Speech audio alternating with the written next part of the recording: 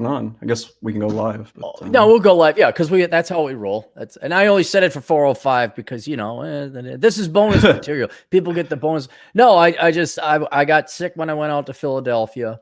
I'm tired writing. Well, it's like taxes. You do taxes. That taxes you mentally.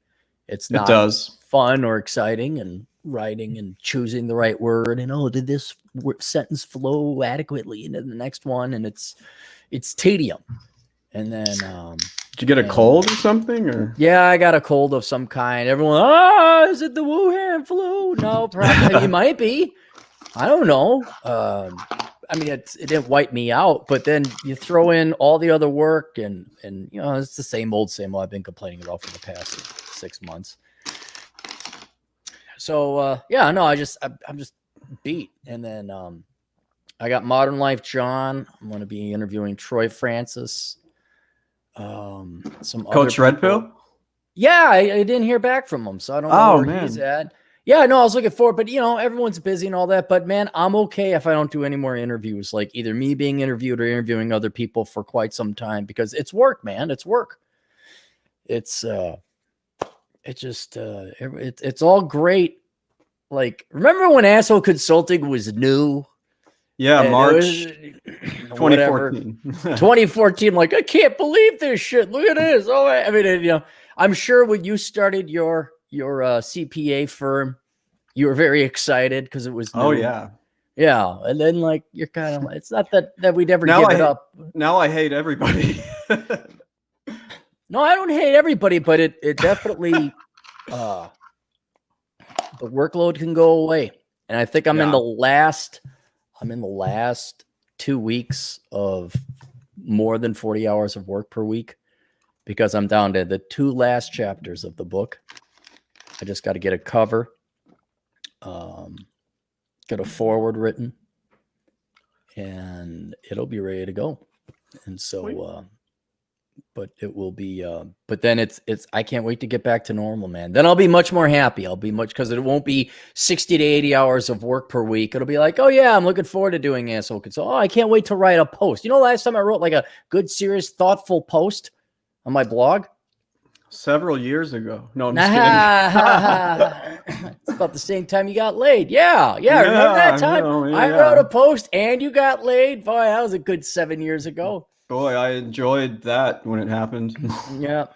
But what are you doing pounding down these power drinks again? Is that you're going to stay up till 3 a.m.? No, this is pretty mild. Like, did I tell you I got a Keurig and I'm kind of addicted to it? So I don't even really drink these things anymore.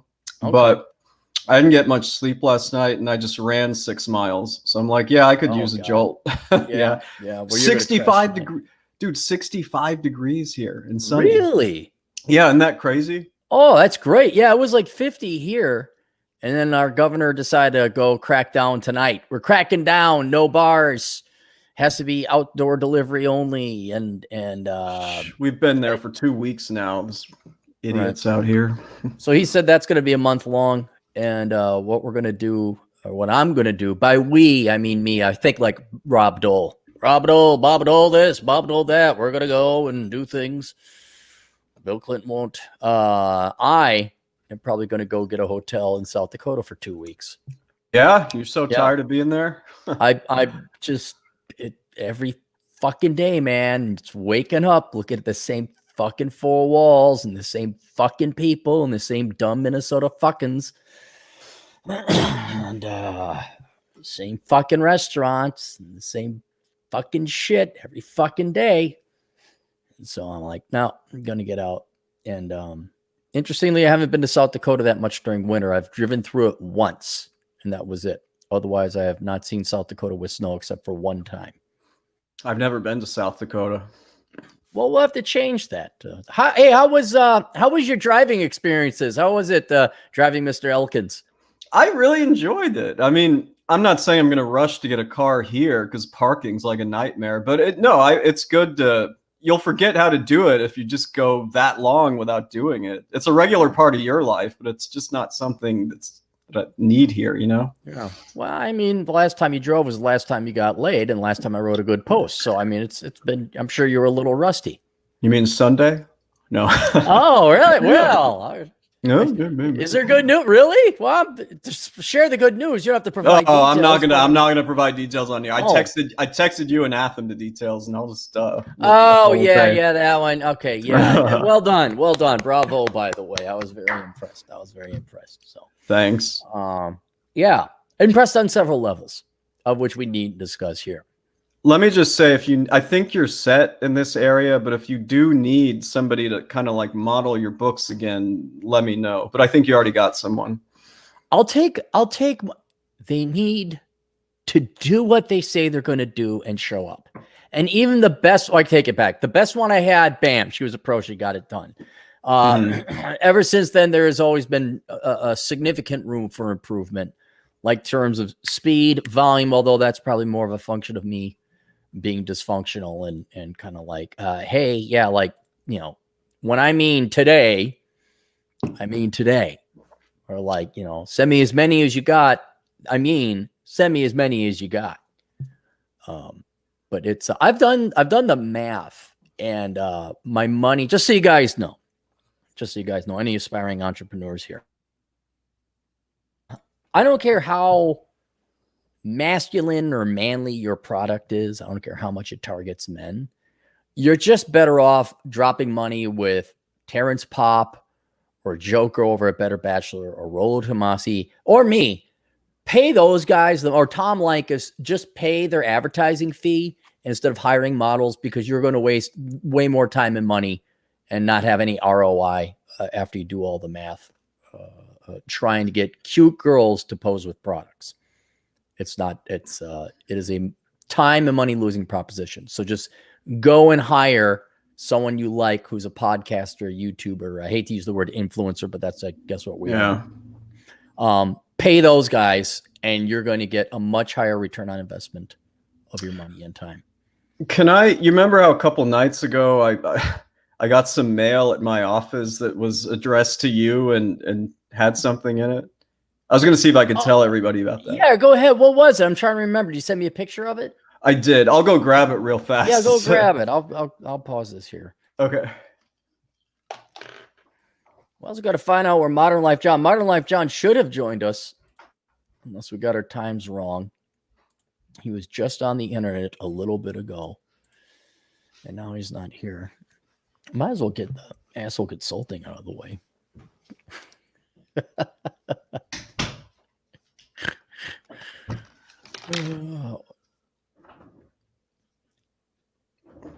All right, so show that. I'm trying to remember what it was, because I've been stuck with my head on a laptop this past 5 days. So obviously I won't name names, but I got somebody else who happens to live in Illinois sent this to my office, and I'm like, oh, what the heck is this? And well, yeah, I was like, who hates me? It's a letter, and I'll go ahead and read it. Please read the chicken scratch, yes. It says, Chad, please forward these to Cappy to replace that damn blue rubber band. Here's $1 for your trouble. And there was $1 in it, too. There was $1 there. Yeah, which I kept. And this is what, see this? The little strap, sure. Yeah, so this is yours. Next time I see you, you know. Okay, I have a question. Why do I need it when the blue rubber band is doing so well right now? You know what, man? This was a stream I missed. I have absolutely no idea. You've never heard about the blue rubber band streams or anything like that? I don't think so, or I forgot about it. Well, because way off in the future, when someone does the documentary of Cappy, the man, or whatever they decide to title it after I'm dead, this is actually going to make it, because he's not alone. The guy who sent that is not alone. There are several people who are like, why do you have that damn blue rubber band? And then people are like, well, you should get a new rubber band, because I think I tied it. It broke once.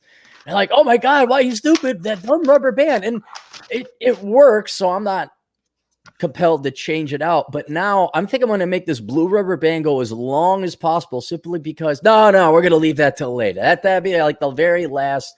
We're going to keep the good old blue rubber band. Right? Okay. It's a friend of Cappy's, just like Chappy, which I don't have here, and Die. And now we have blue rubber band. These are my other co-hosts that I have in my show. But yeah, so several people want me to replace the blue rubber band. I was going to say, I can mail this to you. You know what? If someone wants to do this, you know what would be kind of cool is if there was like a 1950s kind of pinup style microphone sock or whatever these are called. Like if it was a little bit artistic rather than just some black thing. Yeah. You know, I'd still put the blue rubber band around it, but I don't know if you guys want to like spruce up the studio.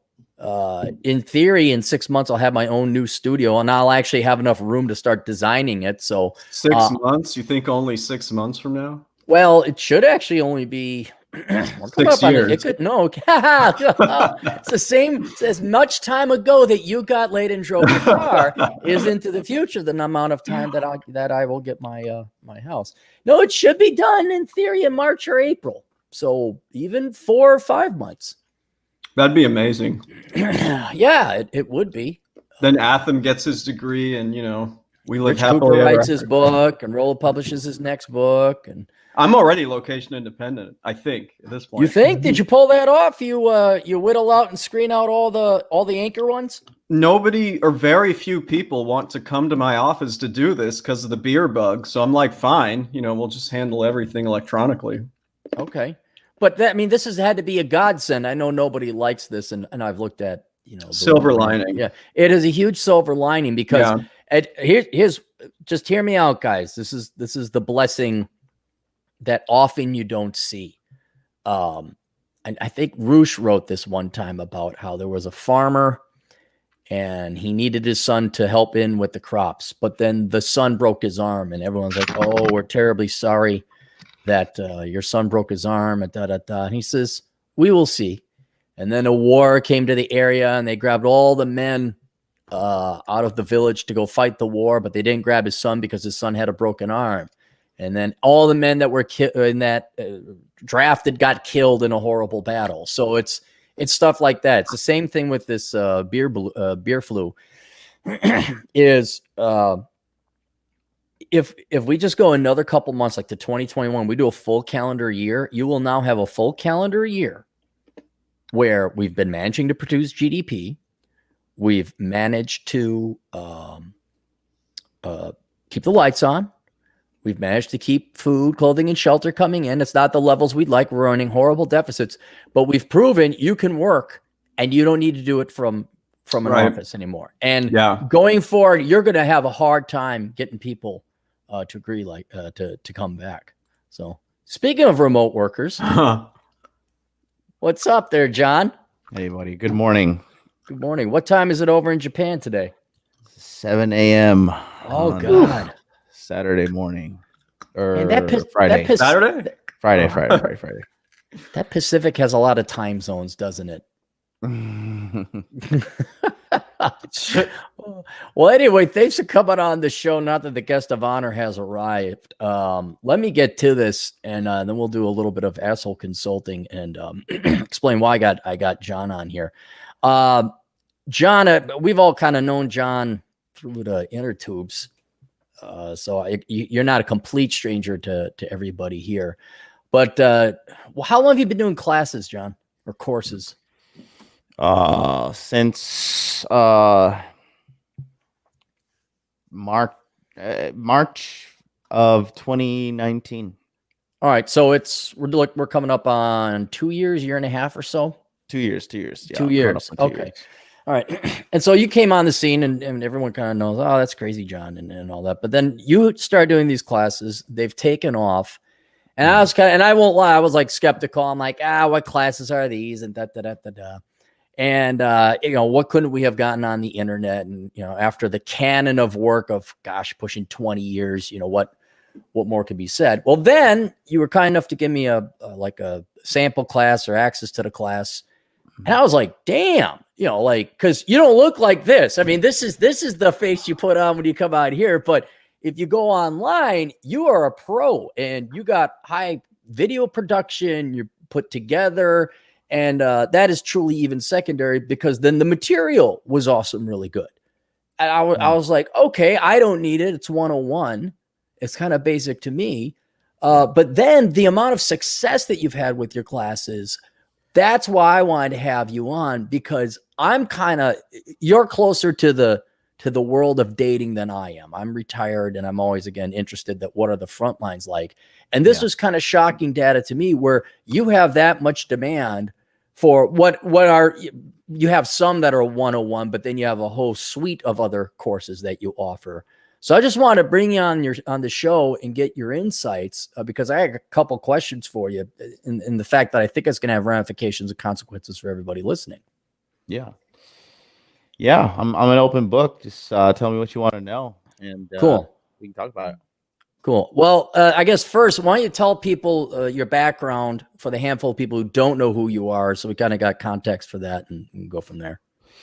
Well, my name's Jonathan, and I own modernlifedating.com. And I'm kind of like the typical, like, I guess I'm not typical, but I'm like, it's very common in America to hear about a guy or a young man or somebody who kind of grew up in a single mother household. That was me. Grew up in a single mom household. And like all men, when you grow up in a single mother household, you question the question that a lot of men ask themselves, like, am I a man? Am I a man enough? Like, am I manly? What's it like? I never met my dad, and never really had too much like masculinity in my life. And part of those things, is like, getting girls. And I don't know. I was kind of raised in I was raised by a single mom, so it was very wild and chaotic household, wild and chaotic upbringing, a lot of poverty, a lot of just no discipline. And to kind of like find my own masculinity and to find my own manhood, I had to go down a very hard path. And I was able to find it, and I was able to become, who I am today. But it was very, very hard path, and a lot of men are struggling to find that right now in America. The single mother epidemic is not something, that's a joke. It is very hard for a lot of guys out there being raised by a single mom, the father being demonized, masculinity being demonized. And my mom never demonized anybody. She knew she screwed up with the whole situation. And I was able to figure out how to be a man, and I was able to figure out what masculinity is, and I was able to figure out, the question that all guys want to know is like, hey, how do I get laid? And any man who says he like, oh, sex is not important to me, or it's not something to me, he's a liar. Every guy thinks about sex. Every guy wants more sex with multiple women. All guys do. Whether he has the means to achieve it or not is number one question I got until I put a kibosh on it, where I was like, don't anybody ever ask me again how to get the girls. That's it. But yeah, no, you're 100% right. Yeah. So I just, I'm like a lot of people, I find it funny to get especially when guys look at my brand or me, and they're like, oh, this guy's just a snake oil salesman. Like, we just want the one girl. We just want to have a good family and blah, blah, blah. I'm like, I read those comments. I'm just like, he's writing that for himself. He's not writing that for anybody but himself, trying to delude himself into thinking, I don't want a bunch of girls. I don't want to have a bunch of sexual options. And look, I mean, you have, I've watched a lot of your videos, Cappy. I watch a lot of your stuff, actually, more than you probably know. You had a colorful sexual history, and that's why you're able to sit down and be like, I've smoked that. Say it's pipe. Not worth it. Give up. Pay for it. Yeah, but you got it out of your system. That's the thing, There's no curiosity. There's no mystery anymore. Correct. Mm-hmm. Yeah, and that itch has been scratched. Correct. And so that's what I do. I just help guys in a modern day get what they want, which is they want women, and I help them with that. How did you go? I mean, everyone kind of had their own path, and I predated the internet, but I'm real curious how guys without a father around raise them? I mean, how'd you end up saying, oh, this is what I got to do?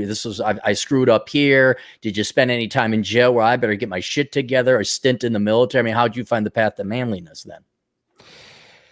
Well, you know, when you don't have a dad and you have that masculine figure growing up in life, you have a little bit of a chip on your shoulder, and you really want to figure this thing out. And I read a lot. I did studies, and what I really found out was what I think personally that we need in society that we don't have anymore is a rite of passage. I really think we need a, I mean, it's all over. I mean, the Jedis have it, the whatever folklore or whatever modern tale that's worth anything, they have a rite of passage. That's why I came to Japan. I was like young and I was crazy because what happened was this. I had graduated. I had paid for college. I financed my own college degree. I was the first person from my family to go and get a college degree. I got out. I did everything I was supposed to do, right? I had a job at Aon Hewitt, which is like, Fortune 500 company, one of the best companies in the world. And I got a 97% performance review when I got through like my second review quarter, and everything. I had a brand new car. I'll never forget. I had a brand new Toyota Tacoma. I had a townhouse that I was managing for my uncle. I wasn't paying a dime. I was renting out each room to these people, and then I would get them to pay the mortgage, and then I would just pay a third of the utilities. I had a bunch of girls, but like I just felt like a 26-year-old man child. And I knew that like one thing that I wanted to do in my entire life was go to Japan. And I said to myself, like, when I first pursued my dream of going to Japan, I fell victim to a lot of people telling me like, "Oh, you're crazy. That can never happen. Like, look at this guy. He wants to go to Japan. Like, the guy's a lunatic. Like, Well, wait. Why did you think you're going to meet Goku and No, I knew. No, but you weren't. Okay, so you had more realistic. No. I knew that coming to Japan would be very hard to do, and I said to myself, I would become a real man. My rite of passage is if I could go to Japan by myself and survive for 2 years, right? And then people told me I couldn't do it. People said you're a lunatic. People said that'll never happen. And what I've learned now I'm going to be 35 in a couple weeks here. Now that I've realized that anytime somebody tells you you're crazy, you can't do it, you should probably go in that direction because. Right. Your book, and I'm not trying to kiss your ass, but your book, The Curse of the High IQ, that's your best book, for me at least, because I read that book and I just sat down after. I was like, everything makes sense now. Almost pisses you off in the end for a little bit. You're like, those fuckers, they lied to me. All these people are fucking idiots, and now it was clear as day. So, I gave up on my little pursuit because I fell to the victim of, the peer pressure nonsense, just wanting to conform. And I, just marched down the corporate path. I was like, I'll do what I'm supposed to do. Right. And, I was miserable. And then I'll never forget, man, like one day I just had like this rock hard, like just gut-wrenching feeling in the middle of the office. It just hit me, and I was like, if you go down this path and you stay down this corporate life, you will be infinitely miserable. And I'll never forget it, man. I picked up, I had two things that I cared about on my desk: my jug of protein and my protein shaker. I picked up my jug of protein. I picked up my protein shaker. I walked up to my supervisor. I thought she was really hot, and I gave her a hug and a kiss on the cheek. I was like, I quit. I can't do this anymore. I left in the middle of the day, and she like thought I was insane. And then they called me. They were like begging me to come back, and I was like, sure. I just knew in my stomach this was the right thing to do, and it led me down to this path that I'm on right now. And it's just like this crazy life. It's just like this crazy awesome life. I mean, I'm on the 19th floor in a Tokyo high rise now. I played my cards very, very right. And you know, I'm living the dream. I'm living the dream. I'm like, and I don't have any privilege. I don't have rich parents, you know. I'm a fucking immigrant in Tokyo. And if you've ever been out here, like people just think like, oh, you know, I'm white or I'm not Asian. I'll just go to Asia and like I'll automatically be a success. Like people, I laugh when I watch the news and they're like, America is a racist nation. I'm like, America is the least racist country on the entire planet. Don't tell anyone here that they don't know. Cappy, I went to this place, right? I went to try to rent this other place when I was here.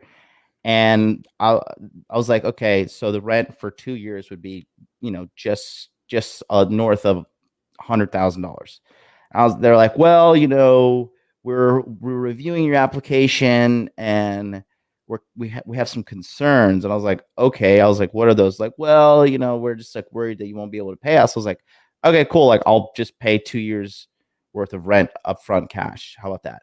Right? You're a business. Wouldn't you fucking take that? Would you leap at that opportunity? I would, but I have a feeling they're worried now that you're a drug dealer or something. Like you should have probably gone, well, pay for 6 months advance. How does that sound? Or a significant deposit, but that probably scared them in a different direction. Yeah, it wasn't. I could have paid them 10 years, but it was just the fact that I was not Japanese.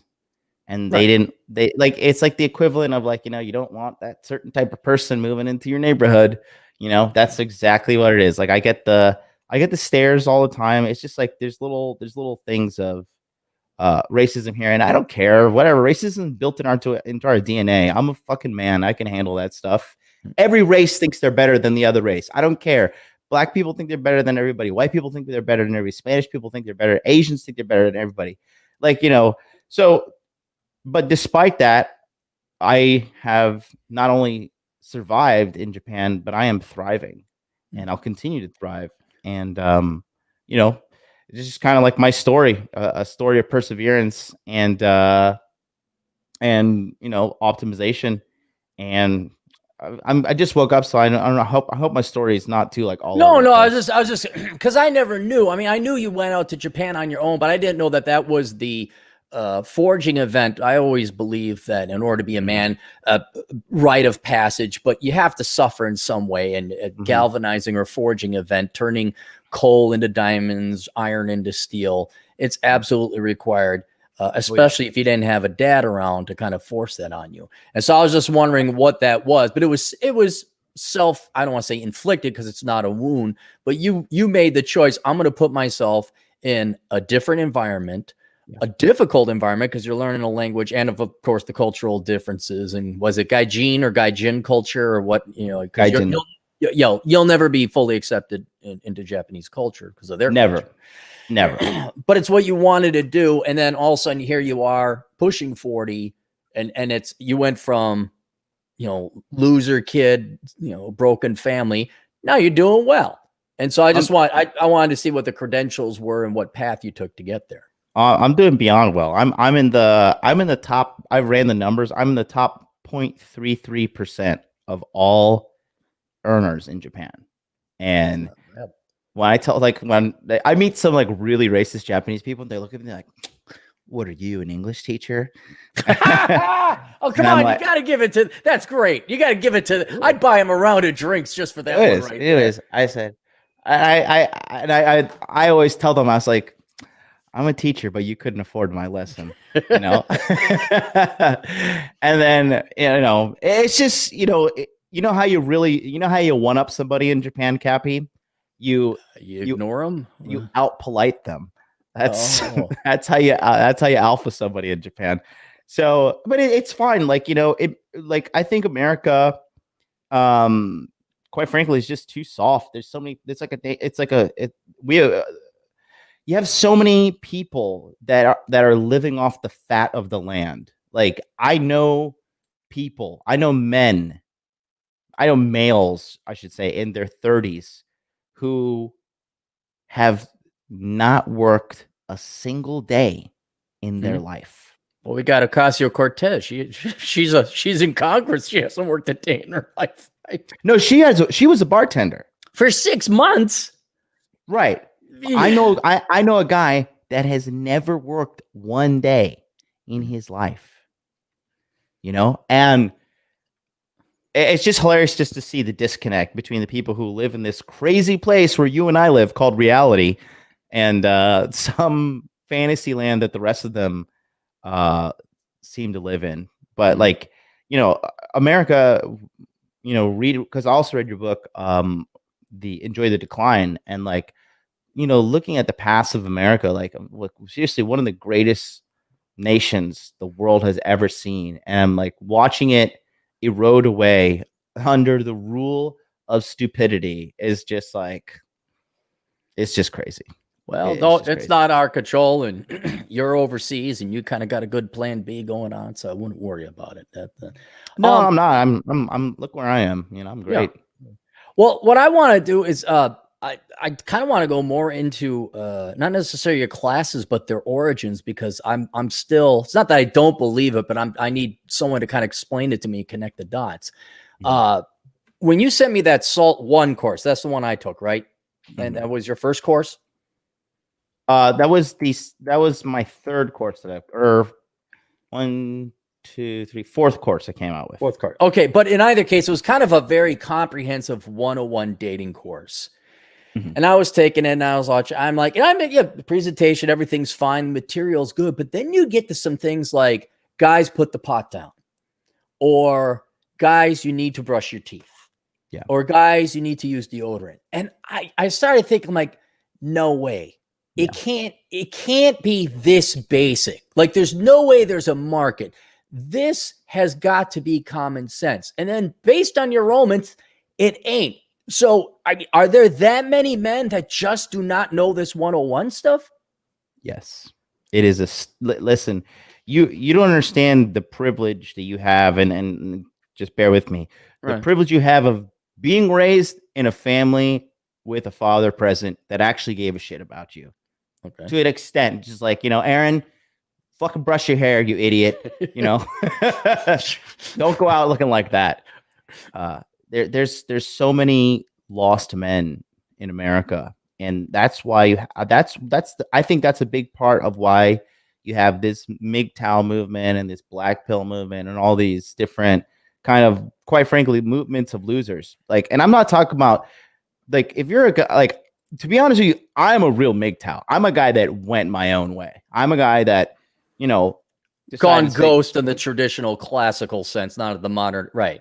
Right. And like these guys who claimed like they're MGTOW, they weren't really men going their own way. They're men that were sent their own way. That women were just like, we don't want to deal with you. We have no desire to deal with you. And a lot of those guys, it's because they lack, they lack understanding of personal hygiene. They lack personal diet understanding. They lack personal finance understanding. There's a lot of entitlement in that MGTOW community, and there's a lot of entitlement in these angry men. Well, even not MGTOW, just like, I don't think everyone who takes your class comes from the MGTOW community. Right. I was just shocked. Like, if we broke down your outline, there were some key ones that jumped out to me. So this is more prevalent than I thought, even more than I want to admit. And and predominantly, you're saying we'll all go along with the single moms and the absentee father, but you're also saying that they're spoiled, like everything's bought and paid for either by a government check or a child support check or daddy warbucks, and there's no dad or someone coming around saying, hey, comb your fucking hair. Yeah. Well, I mean, look, the average guy is like, the average dad these days is just browbeaten down by his wife. You know what I mean? Mm-hmm. Did your dad wear the pants in the house? I mean, I'm assuming he did. He made you. Well, no, I come from a broken home too, but it's a little bit longer of a story, but there was a dad present. There was a ton of discipline while he was present. And it included, yes, brush your teeth and comb your hair and put on some pants. Yeah. But I'm kind of surprised of the volume, And I could kind of see where having not necessarily government money, but where you don't have to work for, where everything is bought and paid for, and an absent but present but absent father is what I call him, which I think is very commonly the case, where the dad's there and he's either out working or wifey poo won't let him discipline the kids, or his henpeck. I see that so much now, especially among millennial generation parents. So I could see, but I guess this is kind of the moment where the guy smokes his 10,000th cigarette and then he gets cancer. And it's shocking to see that. Well, yeah, there was going to be results. I guess I'm just shocked at how bad the results are, that this is a high demand course that you have. Yeah.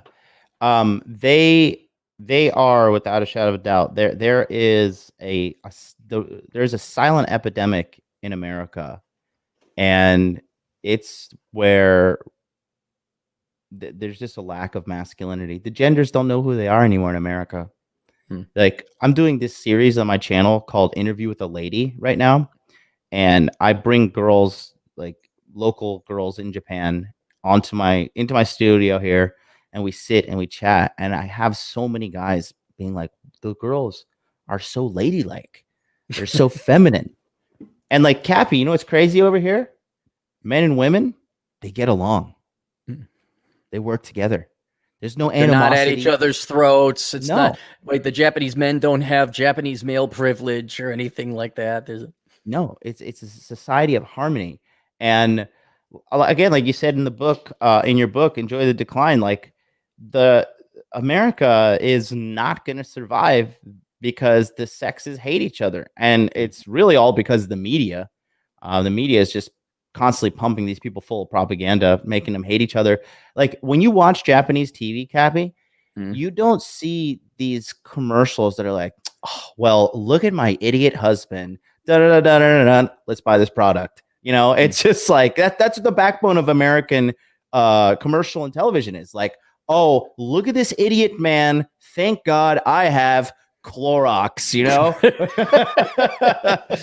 You know, and they're so stupid that they're the ones dumb enough to fall for it. Like in Japanese TV, I watched a commercial the other day, and these two girls were like, oh my God, I want this guy to like me. I want this guy to like me too. And they like compete to like wear something that, like, you know, makes them their clothes not smell like sweat throughout the day. Okay. And then this like handsome Japanese guy walks past and he's like, oh, hey there, you know, hey there, Sakura, you smell good. And then they're like, oh, you know. Or there's like a laundry detergent commercial, and it's literally, Cappy, I'm not joking, it is 100 housewives wearing aprons dancing in the sun, and like the sun has a big animated smile on it, and they're like, all these housewives like, we're just so happy because we can take care of our family because of this detergent product. Don't you want to buy it? And it's just like, it's like such a, you know, American it's foreign media. to me now. That's the idea is foreign, although I grew up with that in the 70s and the 80s, and now it's like, you're right. I wouldn't know. It would seem odd to me now. Yeah. And you know, I just like, I don't know, that's why I'm here. Cappy, I tried to move back to America in 2016, and I moved to Japan November 4th, 2012. I was here for 1 year, and then I did the typical man mistake. I threw my plan of masculinity out the window, forced some vagina, and then I chased some idiot to Hawaii, and then I stayed in Hawaii for a year. But then Hawaii is really not America. Have you been to Hawaii? No, I have no desire to go. It's too far out in the ocean. It's not America. It's like if you take Micronesia and Las Vegas and you put it in the middle of the ocean, like, that's Hawaii. I'm picturing more like the Philippines, but a richer, more expensive Philippines, if I could. And with a lot more homeless people. Okay. Yeah. All right. Yeah, I don't care to go to Hawaii then. No. I mean, the beaches are nice in certain areas, but like Hawaii is, I'll tell you what, if you want to go to Hawaii just to really solidify that, like, Democrat states are just shitholes, like, go. I don't need, but okay, if I needed yet more empirical evidence of this. Yeah. Okay. Go to Hawaii. Hawaii is so corrupt. You can buy gasoline with your fucking EBT card. Okay. Like, they're just so internally corrupt. And the government is so incompetent in Hawaii, it is a joke. But anyways, that's a whole other story. But anyways, the women are feminine though. The women are feminine. I'll say that. So I was in Japan. I was in Saitama Prefecture, which is north of Tokyo, for 1 year. Then I was in Hawaii for 1 year. Then I moved to the western coast of Japan, Osaka, for 1 year. And then I was like, okay, I'll just come back home to America. And then I came back to America in 2016, and I was just like, why is everybody so fat, so angry, ugly, and dressed for shit? Absolutely.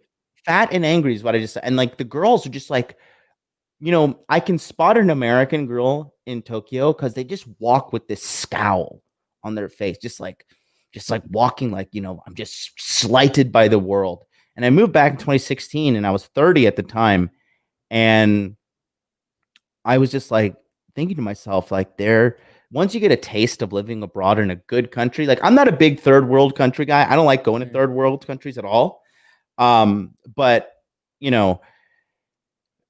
when you live in like a nice first world country, and then it's not westernized, and people think those places don't exist. It's like, I've got to live in the Western first world, or I've got to live in the third world shithole. Like, there's no in between. People are just so that lost. But when you taste the fruits of a culture that, I mean, a Singapore, or a Hong Kong, or a Taipei, or something like that. Korea, I mean, China, dude, honestly, everybody needs to start learning some form of Mandarin, because China's taking over the world. It's going to happen. China will win this Cold War that's going on right now. Like, China is going to win. But, when you get a taste of that, and then you go back home to America, like, quite frankly, the only thing that's really good about America is, I mean, it's great to make money. But other than that, like, I don't know, like, it's just, culturally speaking, it's bankrupt. And I hate to use that used to be a term, they're bankrupt, they have no honor, and you'll be corrupted. And they're kind of right. It's like, I like some of the land. I like the road system. I like our food portions. But culturally speaking, it's not, I don't get to listen to Miles Davis anymore. I don't get to see a big band. I don't get to see people dressing up. God almighty, I landed at Philadelphia International Airport. I'm like, you guys make Walmart people look pretty. Like, what in God? Like, there's no self-respect. And it's an eyesore. It's just disgusting. Yeah. And like, a lot of people, Americans can't seem to think more than, 4 years ahead of their face. And, it's kind of dark, but I think like in 10 years, we're going to see like a giant wave of death come over America through diabetes, stroke, heart attack. Suicide is going to, I predict that's going to take a huge jump. It already has, but it's not good. Like, it's just hilarious. So, I'm okay. I ran the numbers. I was like, I'm probably going to die when I'm like 70. I'm 35 now, so I'm halfway there. So I just need to like just keep on dodging. Chill out, just keep it going. Keep dodging, keep it going, and just ride this train all the way to the end. And I got a chapter at Bachelor Pad Economics. It's very important, even though it's so simple. But people screw it up. It's called "Don't Fuck Up." That's it. That you just don't fuck up, man. You'll be all right. I gotta check out that one. I haven't read that one yet. You probably like it. So there's some chapters in there. So I do want to ask, because I am kind of still curious about these lost boys, for lack of a better phrase. Tell me. Yeah, I got it. How is the internet not getting to these guys? Like, every guy has their pathology as to how they found the red pill community, or the manosphere, or this reader, or that author, or this podcast, or whatever. And then all of a sudden you come on this treasure trove of young men, I presume young, I don't know, maybe they're a little bit older, but how is an alternative media message not getting out there to these guys? And how do they end up on your doorstep, I guess is a better way to put it. Well, I mean, I have a pretty strong background in sales, and every great salesman doesn't stay a salesman. He becomes a marketer. And for me, trying to find my masculinity, trying to find the answer to how can I get the girls? Because, the real reason you get the girls is by you become a very awesome guy. Okay.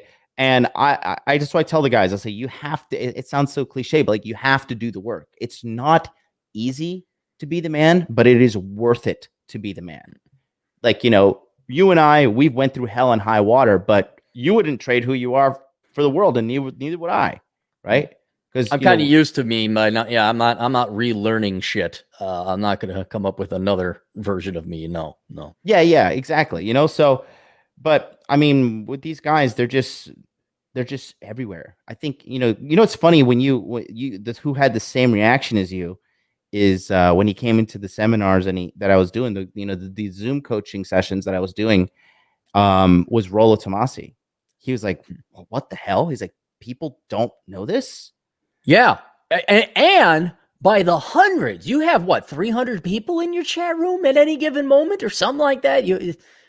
The room goes anywhere between 200 to 100 people live, and that's per quarter. In my community in total, I have over 1,000 men. And, the good thing about my community is the biggest problem I have is customer retention, because I fix these guys and they go out into the world and they become something. Like, I have clients that are becoming lawyers. I have clients that are starting their own YouTube channels. Myron Gaines was a guy that was in my course. Jack Myron? Yeah, he was in my course first time around, and I, sorted him out and, just really helped him maximize his game. And then he stuck around, and then he started learning and became a content creator. And now look at him. He put that to practice. Holy cow. And there's a lot of guys that, they don't want to put their face out there. I have a lot of guys that just want to operate in the shadows. You know what I mean? Like, they don't want to be on YouTube. They want to keep their privacy. But I've got firefighters, I've got lawyers, I've got doctors, I have professional poker players, I have tons of like defense attorneys, prosecuting attorneys. I have just tons and tons of different types of people in the community from all around the world as well. All united by our one love to get laid. Chase girls, right? Yeah. Yeah. What I guess that's another question I got. Like, is there any kind of rhyme or reason, like in terms of demographics or age? I know you said that they're from different countries, but it seems they run the gamut professionally as well. I'm just going to assume guys under 40 because or even under 30, because they're the ones that are like they're the youngest, the least informed, the most misinformed. Is there any other interesting correlations between the type of guys taking these courses? No, actually, the age range of guys in my community is 18 to 63. Oh, good Lord. Yeah. Well, I think Larry's either 62 or 63, but he's a musician, great guy. And, a lot of like, you're a little privileged in the sense of like, you don't realize how good you are in regards just like being able to look at like a woman, size her up, or look at a person and size them up. Like, this guy's an idiot, or this guy's kind of a douchebag, or that guy's a thief. That's a lot of people don't have that discernment. A lot of people don't have these just kind of skill, because you're a very intelligent guy, like and I'm old too. Don't forget I'm old. So I've seen that's debatable. I don't think you're old at all. I think in America you're old. They like to throw that label on men quickly, but in Japan you're still a young man. Like you're that's because they all lived 127 over there with their sushi diets and everything. That's true too. What are you, like 46? 46. Yep, coming up here pretty soon. Yep. I don't think that's old, man. I personally don't believe it's not. It's not old. I'm just saying. Yeah. I've been around the block once or twice. So yeah, but like a lot of things, like I always say this: the blue pill guys who are blue pilled typically grew up in a privileged household. You got to be rich enough to be susceptible to the deception of the blue pill. Poverty, I think that's why the black pill, the red pill is a little bit more prevalent in the black community, because they're kind of like more at the bottom, like dealing with poverty and dealing with harsh realities of life. And that's what the red pill really is a harsh dose of reality. And I've found poorer people, black or not, tend to be a little bit more receptive. Like they've hit bottom and they're like, I am sick of this shit. And they'll finally listen to an alternative idea because they're so desperate and they want out. But I've seen that as well. Yeah, and like that was my that was us growing up. Like my mom's from Trinidad and Tobago, and I'm a first generation American from her side. My dad, he was a white guy from Virginia, and I was born, and then he peaced out, and then he died when I was like 15, 14, I forget. I never met him. But the only thing I knew was like we were poor, and like being poor was everything, and like that's it. Like, yeah, you're just poor. Like you're poor and deal with it. But I was the one in my family that's like, there's got to be a way out of this poverty shit. The good thing is I grew up in this like in the school district, and I was like right at the end of the edge of this rich school district. So I went to this school. I went to Winter Park High School in Orlando, Florida, and talk about rich white people. Like this is a public school, but like people were driving BMWs for their learner's permit. Sure, it was like the movies or something like that almost. It was just like that. We were the Wildcats. It was like, I never forget. There's like the fucking elite, super hot white girls, like blonde hair, gorgeous girls. Wouldn't give me the time of day because they just knew I was broke, right? And you grow up with a kind of a chip on your shoulder when you're a poor guy growing up around rich people. But I'm so thankful for that because I saw that side of the world. And like I knew that was possible. Some people when they grow up in poverty, they just like think like this is it. Like I'm poor and that's it. I'm in this thing, Well, I bet you also happy you saw it to realize ultimately that's probably not what you wanted. Because I can imagine like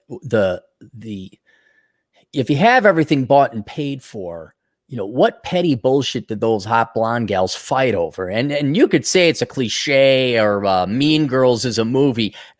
Not by a long shot. I mean, it's scary how petty and backstabby and ultimately pointless and worthless their lives are because everything's been put on easy mode. They don't value anything anymore. Yeah. And so, it's you could. I'm not saying this because I want us to feel better, but man, if you can start poor and end rich, you're richer than anyone else you've ever known simply because you can actually appreciate it. People born into it, they don't know. They have no clue. Like even to this day, you know what I'm thankful for?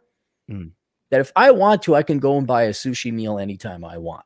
And I'll do it, but it's just something like that where it's like, and if you got someone that had it, they'll never be able to appreciate simple stuff like that simply because they never had to work for it. Yeah. Like the simple thing. I mean, I don't drive anymore, but when I like go on vacation or I go back to America, like just being able to put a full tank of gas in the car. Like, hey, yes, I'm not poor. Yes.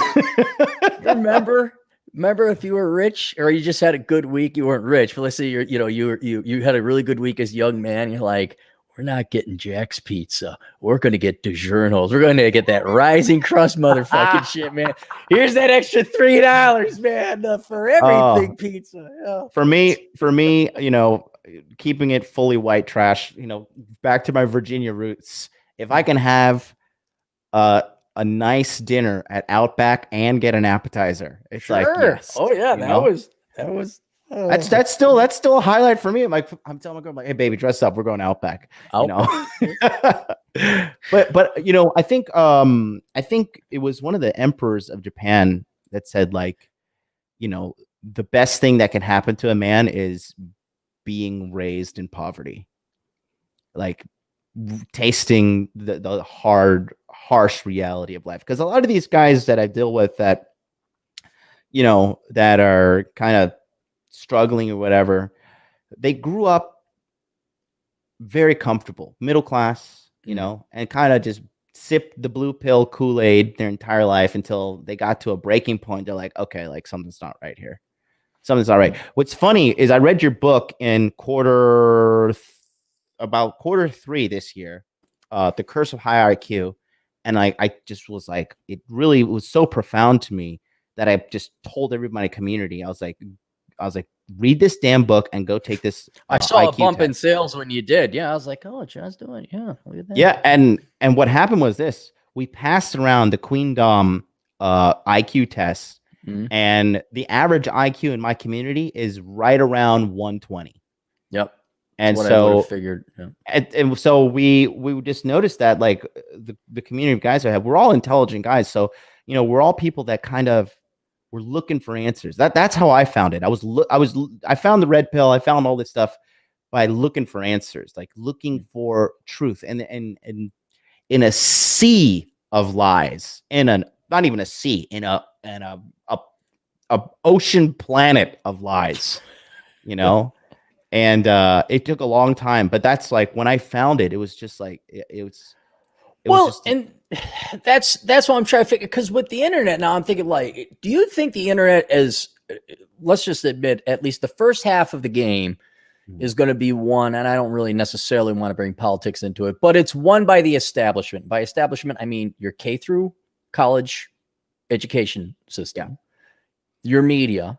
I would also say your parents, because frankly, it's my opinion, most parents don't want to parent. They just want to fuck and maybe not abort a kid. And then, oh my God, amazing, brilliant kid. Blah, blah, blah.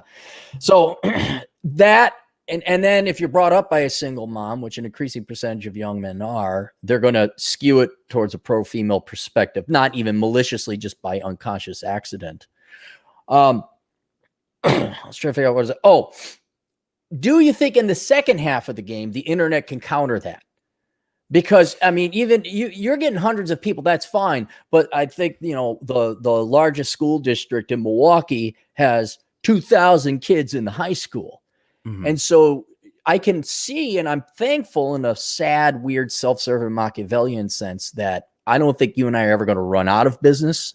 I don't think we're ever going to run out of clients. But there's a piece of me that, at least academically, it's like, well, look, you guys are on the internet. You know, guys should share this and spread it around like herpes, for God's sake. Like here, that. And I always thought that, oh, well, this is a more obscure segment of the internet. But as I've started to think about it more and more and more, the male sex drive should just rush this right to the forefront and wake up young men. But that apparently has not happened. What are your thoughts on that? No, I think you're, you know, like all due respect, I just think you're a victim of your own excellence. Like there is, you know, you're just assuming everybody's like you, but in like your perception of these things. But there are, there's just seas of lost men, and I agree with you. Our customer base is never going to run out. And that's because this isn't, we're dealing with the compound effect of crap that started in the 70s. Right. You know, absolutely. You know, yeah. Our clients weren't born 2 years ago. They've been forged and grown like trees for the past 30 years. Absolutely. And the culture itself was facilitating all of these lies and stuff, like, you know, little things like get in touch with your feminine side. And, you know, now what's the new thing? Toxic masculinity, right? Yeah, the masculinity is toxic. All of it is, it's all just, at the end of the day, it's all just a hustle. It's just, it's profitable to have blue pill people. You and I are bad for the economy because we're intelligent. We think for ourselves. We don't like the government. And we're not plugged into some machine at a corporate cog where 90% of our productivity goes to some shareholder or corporate executive. Yes. We are not good. We are not good team players. We're good. No. We're very good economic producers, but we are not good team players. You know, I made $70,000 for my company in Tokyo, right? In 1 month. In 1 month, I made $70,000 for the company. And they're like, oh, Jonathan-san, you know, good job. Very good. We're going to give you $6,000 bonus. And we're going to pay it to you in 4 months. I was like, awesome. Fuck you. I'm out. Top performer for that quarter, right? Really home run. And then, you know, that was my peel out with a pliers that $1 bill. They're going to give you and amortize it over 100 years. Yep. And so I just thought to myself, you know, I'm out. I'm not dealing with this. So, but yeah, like going back to your statement, I'm torn on that. I've been critically thinking about this, and I really want to talk to like a futurologist or, you know, somebody who can predict the future. right now, I'm going to go off of a little bit of the deep end, but I'm pretty sure I'm right. Like, let's be honest about what just happened with the election. That shit's fraud.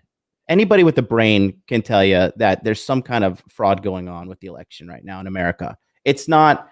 I'm sorry, but if you're going to tell me Joe Biden got more votes than Barack Obama, like, go fuck yourself.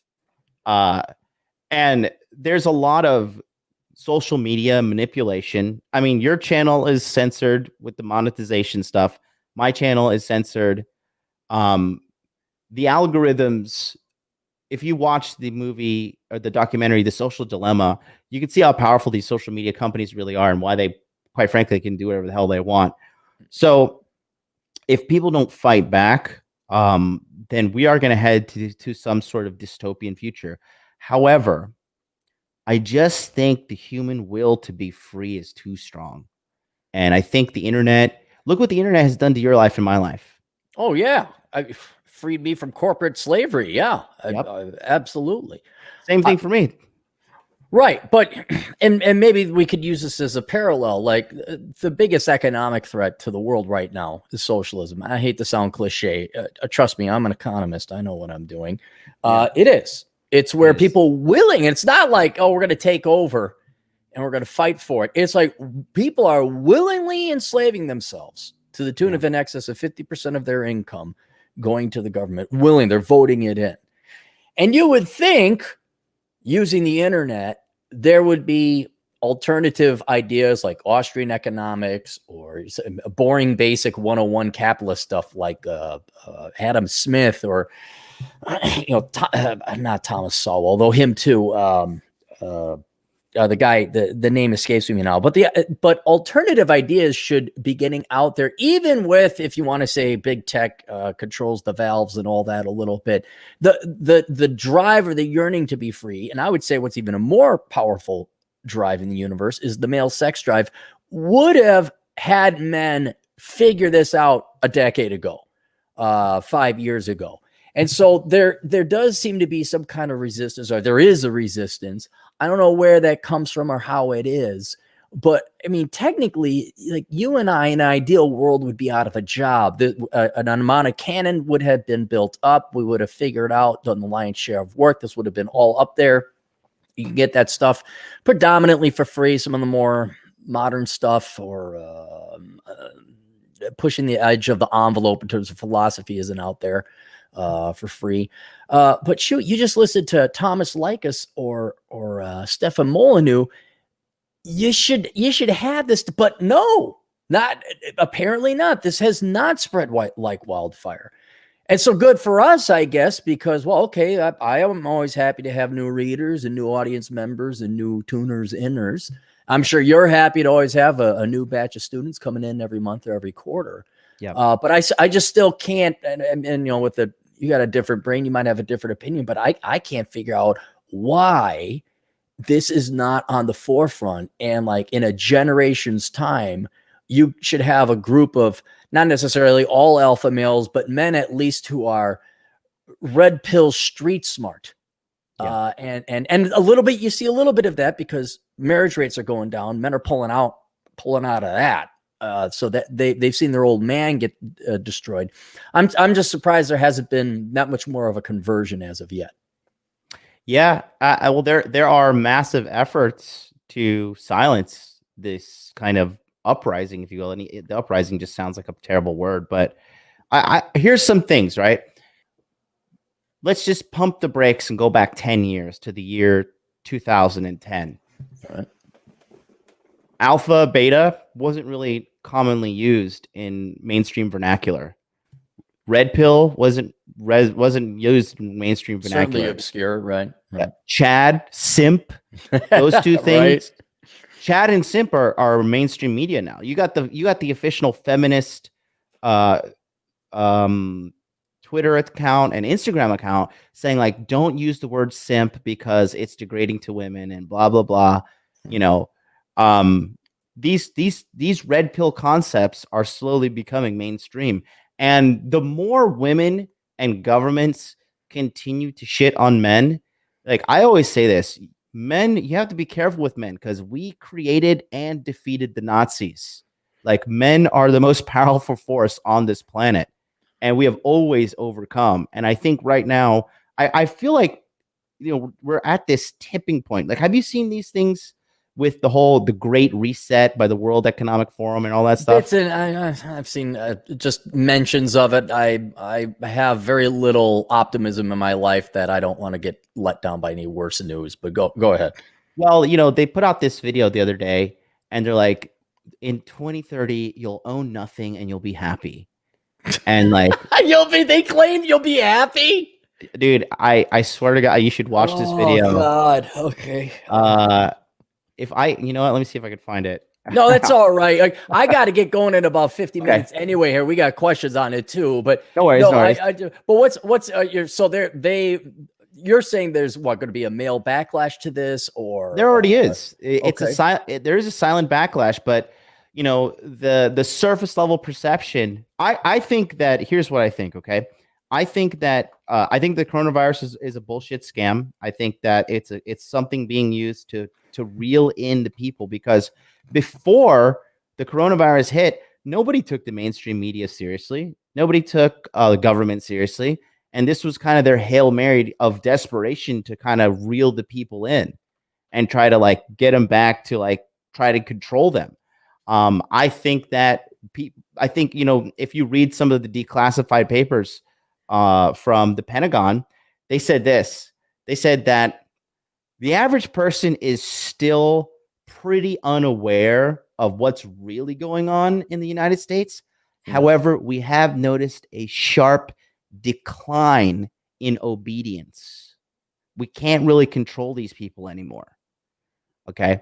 So I think that people are waking up. I think that society, I mean, it's natural for humans to gravitate towards truth. You can only live in a lie for so long. You know what I mean? You can, I know this is going to sound cheap, but you can only look at fat chicks and people dress for shit for so long. Like I'm really, and forget women, me being attracted. I'm sick and tired of looking at fat, ugly people who are slovenly and can't fucking pull their goddamn pants up. I mean, it inevitably is going to break an objective barrier where you're gonna like, no more. I'm like, and you're gonna go up to some guy and say, pull up your fucking pants. You look like a piece of shit, and you're giving man a bad name and a bad reputation. And it's like, don't you bring like, what is wrong with you? That girl weighs 3 times as much as you. No, she's not invited here for Thanksgiving dinner. Mm-hmm. So I think there's going to be a natural biological limits we're going to start running into, where you're just like, that is a disgusting slob you brought into this house. Get it the fuck out of here. Yeah. I agree. I think that, I mean, look, in Japan, like, I'm 5'10" and I'm like 190 right now. And like some girls, they tease me like, you're a little fat, aren't you? You know what I mean? You are for them, but yeah. And so, they fat Hang on, here. John, did you punch that bitch in the face for kind of like insulting, not respecting your fatness? Not that girl. But no, like, but it's true. Like, it's a society that lives in reality. They understand, like, no, like there are only 2 genders and that's it. We figured that out like thousands of years ago. I think, yeah. We got the kanji for that. And so, America is just, it's really the number one reason why America is in the bad situation it is because all of the media is controlled in Southern California and New York, 2 of the, quite frankly, the shittiest places to live in the United States, from a tax perspective, expense perspective, traffic, cost, rent, people. So that's where all the cancerous media is coming from. It's coming from these places. And then America's number 1 export is entertainment. So you have this. I mean, look, when you talk about like, Miles Davis, so many people don't even know who Miles Davis is. Yeah, fortunately. You know who they know? No. They know Cardi B. They know Vicky the Vag or Mitchie the Vag. Whatever her name is. So Nicki Minaj, right? That gal got too old, and basically they made a carbon copy of her via Cardi B. Oh, is that Cardi B's the younger version of Nicki Minaj? That's all she is. She's just another just carbon copy slave. So glad I don't pay attention. So Yep. glad I don't. But that's why it's happening. Like, you know, it's all in the media and it's being exported. That's why China is not so screwed up. You know, like this, you know, American media is completely banned in China, right? You know that. I don't blame them. I mean, I'm against that because it's against the freedom of speech, but I could see them trying to protect their cultural values, saying you don't need to watch this. Because if I was a dad, guess what? Ain't none of my kids going to be watching the media, and they're not getting or smartphones or anything until they're like 16. Yep. Mine will be 18, but you get a well, Nokia. Let's do this because I did go to your site and let me just take a look at this right now. Modernlifedating.com, is that correct? So for the current course that's going on right now, it's actually saltdaddy.net.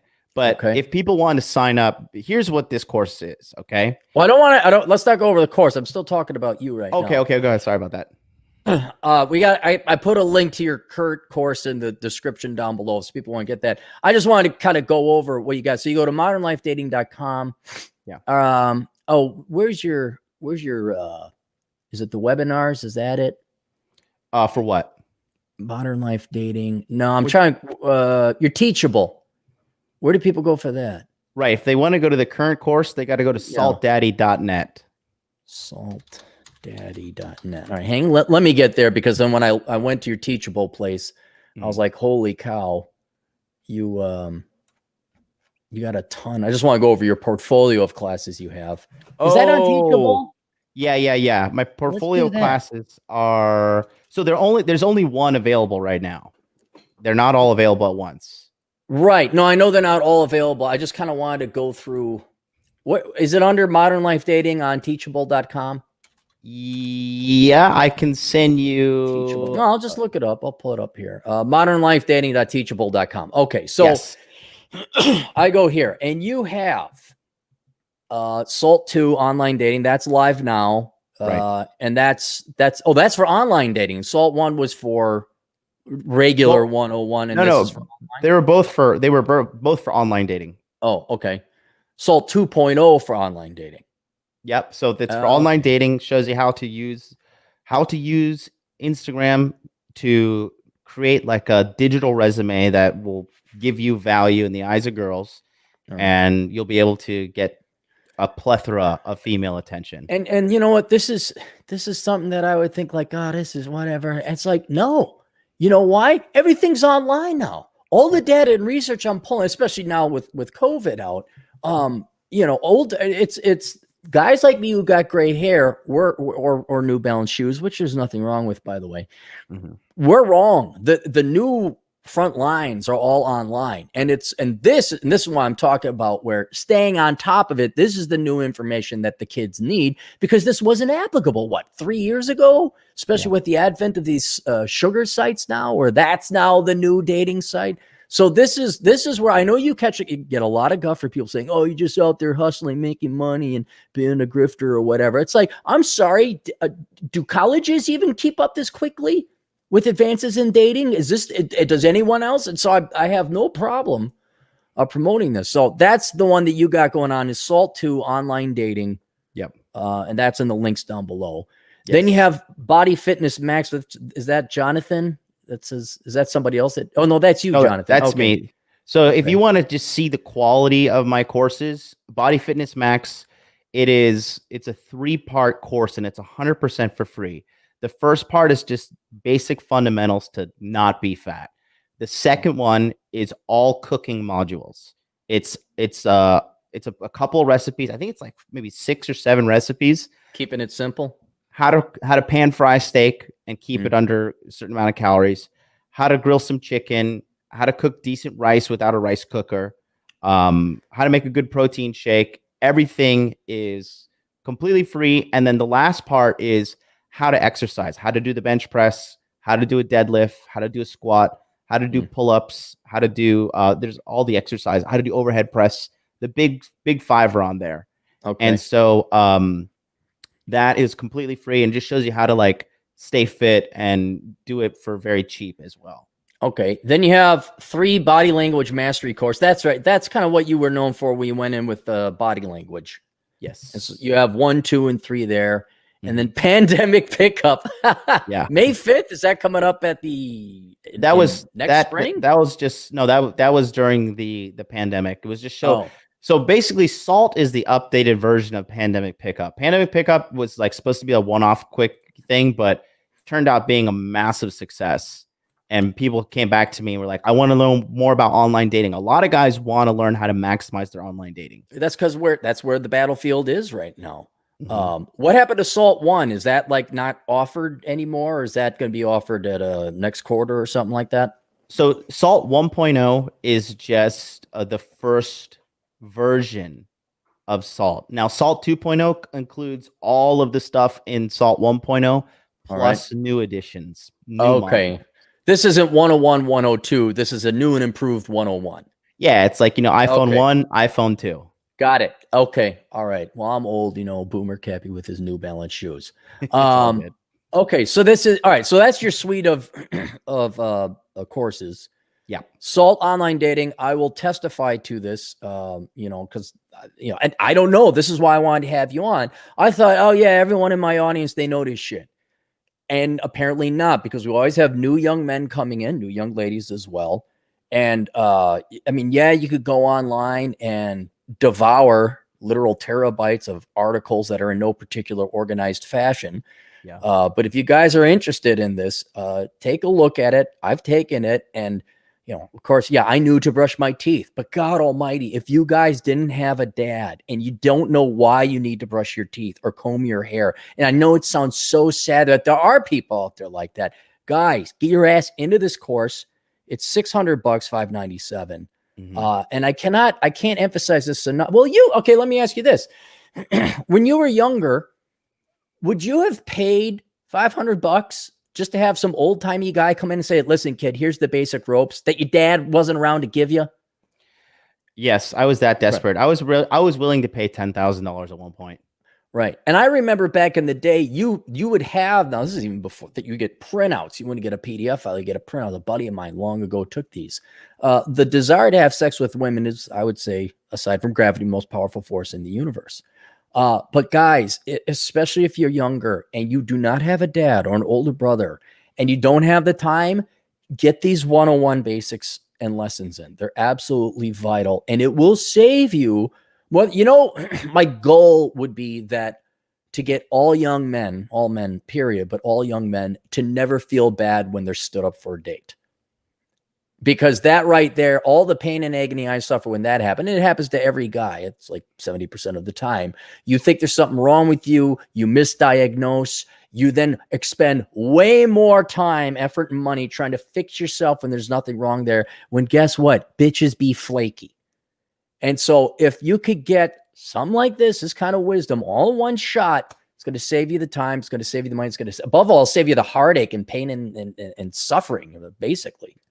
And I say this too, man, because the average guy is just so pathetic these days that if you get into my course and you attend the live training that I do through the Zoom calls, right? That's the backbone of this thing, is the Zoom calls. Getting on. Mm-hmm. We do 10 2-hour-long sessions that never go 2 hours. They always go over. And if you get in there and you let me analyze you, you let me look at you, let me see how you talk, and I can just get deep inside your brain and see what's going on. Every single guy, the guys in the chat right now, these guys in my community are in the chat as well. These guys, they will testify to the life-changing coaching that I give them. And when they go out into the real world, after being equipped with the knowledge I give them, and it's not like some fancy PUA stuff. It's like how to be a man and how to protect yourself economically, how to protect yourself emotionally, and how do you protect your time from women that will willingly waste all three of those and not even batter an eye. They're not even aware they're doing. Not even aware. They're probably laughing at you with their friends by now. Yes, absolutely. And these principles I teach you, they will put you light years ahead of the rest of the men out there who are lost. Okay. Could we call it older brother in a can? I mean, basically that's what it is. Older brother in a bottle. I mean, here it is. It's expensive, but it's worth it. It's going to save you like a decade of pain and agony. Absolutely. Absolutely. Cool. All right. Well, how much time you got? You got a little bit of time? I got plenty of time. I'm ready to. I mean, it's 8:20 a.m. on a Friday morning in Tokyo. I don't got to go to an office. All right, good. Well, let's get through some of the super chats. I'm gonna go through. Let's pull them up what I can on here, and then I'm gonna have to go through the archives because we've been going a while. Adam Smith von Hayek for $2. Can I watch the sports ball game with Chad? Go ahead, call him up. Yeah. Robert Flores for $20 generous. Give a disclaimer: joining the military beyond the dangers inherent. Here's an additional: your life may be sacrificed for geopolitical reasons. You may die unheroically, miserably. See William Holden in The Bridges of Tokyo Re. Yeah, I think. Well, maybe I could be wrong. If you didn't know, by the way, boys and girls, if you join the military, you might die or have to kill people you don't want to kill. Nonstop Dre 360. $2. Cappy's next bestseller, 4-Hour Naps and Faps. You can ignore Dre. He's a nobody. Nobody likes him. He's just a Marine. Disrespect. The disrespect. And we'll go from the bottom up. James Rankin, $5. Bench press a dumbbell press. For God's sake, Cappy, get some rest. Your cheeks are sunken. Yeah, I'm tired. I'm beat. I don't know. I would say both. What's your opinion, John? Dumbbell. Just builds the stabilizer muscles. Like, you know, you just it takes a lot more muscle to maintain each weight on each side. Rather when you have an attached barbell, it's a little bit easier, but when you have each in each hand, it's a little bit harder. Just don't go too heavy on the weights or you'll screw up your shoulders. Yeah, I don't know. I've found that consistency is the biggest thing. Just getting your ass in there. And yes, free weights is better usually than a machine or whatever else. Yes. But now that I'm getting old, but not by Japanese standards. Yes. Do pull-ups. Don't do whatever it is, like where you're twerking your back. Like anytime you could do a suspended lift where you're just supporting your own weight and you're not torquing anything or tweaking anything, pull-ups, dips. That's what I do. That's a W right there. Yeah. You get in and you make sure you do it, You doing pull-ups wide grip or you're doing the Sarah Connors? No, I did it to replace, because what I do is I get a dumbbell and I get on the bench. I put one hand down, one knee down, and I just pull them up like you're pulling a lawnmower. Yeah. I fucked my back up just when you could almost hear it. I'm like, oh, and so that's why what I do now is I don't do like a curling, nor do I do that. I do it like this. So it's the same motion. The closed grip ones. Oh, those are good. And I haven't hurt my back since. Laughing Lark, $10. Don't you think that boys today will grow up so enraged about child abuse, hormone blockers, being drugged, and degenerate story hour that the backlash will be fierce? I don't know. That assumes they all wake up. Yeah. I would say that look, people know something's not okay in America. I would say deep down in their heart of hearts, under all their anger and drug usage and depression, people look, America overwhelmingly voted Trump. You guys are going to see what come out. Like, America chose to be conservative. And I think that there is a silent revolution trying to be had, but it's being stifled by the old way of doing things. I think the young boys are doped up enough. I mean, maybe this is one thing that they won't get, or they're so indoctrinated that it's almost a autoimmune deficiency ideology they're installed with, which prevents them from thinking independently. Like, oh, you left the reservation. Oh, you're now an Eastern-ism or whatever names leftists tend to call you. Yep. I don't know if the boys are going to be, but I've wondered about gals. And this is not to sound optimistic, because I'm not, but I'm going to wonder what the Gen Z and the generation of women after that, what they're going to do when they look at the millennial women, when these gals are nothing but a bunch of spinsters and cat ladies. And they're absolutely, like you said, they're pissed off, they're angry, and you're just like, what the fuck? You know what? I'm not holding my breath. But I don't believe the backlash will be fierce. I think it'll be no, mom and dad, I'm going to show you. I'm going to major in engineering and marry a thin chick, and we're going to have a bunch of kids, and she's going to stay at home and raise them, and we're not getting divorced. I think that'll be the backlash. Yeah, well, like they say right now, being conservative is the new counterculture. I mean, think about it. It is. It is. But it's just so funny how it's like, yeah, man, I'm a rebel. It's like, oh, being a rebel, like regurgitating what big media and the government and your teachers and all the institutions in America tell you to regurgitate. Can we talk about that for a second? Like, look at what the Democratic Party has become. It's the party of the elites. It's the opposite of what they were. I know. It's like, you're like, dude, man, they're the cool Democrats, and they have premarital sex, and they smoke pot, and maybe they'll toss a buck to a bum on a street. Now they're all trust fund babies. Yep. It's just a bunch of trust fund babies. Yep. Adam Smith on Hayek for $2. Why do tech firms tend to attract soy boy beta XY? What's beta XY? Beta boys. Oh, beta boys. I'd say just because they're stuck in the office all day programming. I think it's just like tech guys are, like when I can't do a lot of the tech crap, but when I was little, I would like beat up those kids, and so but we're just kind of become that kind of tech world where this kind of attracts the kind of more intellectual, brainy types, I don't even know if it's necessarily the brainy types as much as that they're just young. I mean, ain't nobody graduating from college with their head out of their asses politically, economically, philosophically. So, normally with that kid, the software engineer had grown up to, I'm not saying being a Reagan conservative, but, be like, no, I'm not voting Ocasio-Cortez. But, I'll give you another one. I don't know why I didn't think of this. They want to get the girls.